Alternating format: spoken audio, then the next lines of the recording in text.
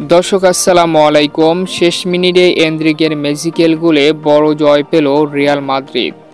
Champions লিগের অভিষেক ম্যাচে গোল করে রিয়ালের হয়ে ইতিহাস গড়ল এনরিক। ম্যাচ জয়ের পর যা বলল রিয়ালের বিষয় বালক এনরিক, বিস্তারিত জানুন পুরো ভিডিওতে। উয়েফা চ্যাম্পিয়ন্স লিগের ফার্স্ট ম্যাচে রিয়াল মাদ্রিদ স্টুটগার্টের বিপক্ষে রাতে মুখোমুখি হয়। দুর্দান্ত এই ম্যাচে হাড্ডাহাড্ডি লড়াই, তুমুল উত্তেজনা, একের পর এক আক্রমণ, পাল্টা আক্রমণ ছিল পুরো ম্যাচ জুড়ে। প্রথমার্ধে একাধিক সুযোগ তৈরি করেও কোনো দল গোলে দেখা পায়নি, তবে দ্বিতীয়ার্ধের শুরুতেই কিলিয়ান এমবাপ্পের দুর্দান্ত গোলে এগিয়ে যায় রিয়াল মাদ্রিদ। তবে বেশিক্ষণ স্বস্তিতে থাকতে পারল না মাদ্রিদ। কাউন্টার আক্রমণে ৬৮তম মিনিটে দুর্দান্ত গোলে সমতায় ফেরে স্টুটগার্ট।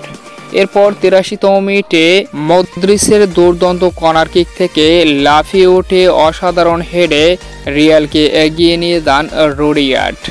২-১ গোলের ব্যবধানে এগিয়ে যায় রিয়াল মাদ্রিদ।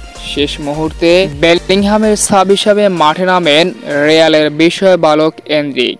মাত্র ৪ মিনিট খেলে অতিরিক্ত সময়ে ডি বক্সের সামনে থেকে দূরপাল্লার ম্যাজিক্যাল গোলে রিয়ালকে ৩-১ গোলের ব্যবধানে এগিয়ে নিয়ে যায় বিষয় বালক এনরিক এবং অভিষেক ম্যাচে চ্যাম্পিয়ন্স লিগে গোলের দেখা পান এনরিক।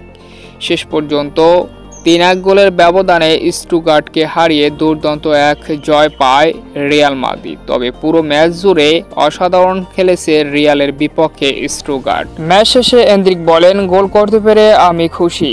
আমার এটি জীবনের লক্ষ্য ছিল। আমি এখানে এসেও অনেক খুশি। আমরা একসাথে এগিয়ে যেতে চাই। এভাবেই ম্যাচ শেষে বললেন ব্রাজিলিয়ান সুপারস্টার এনরিক।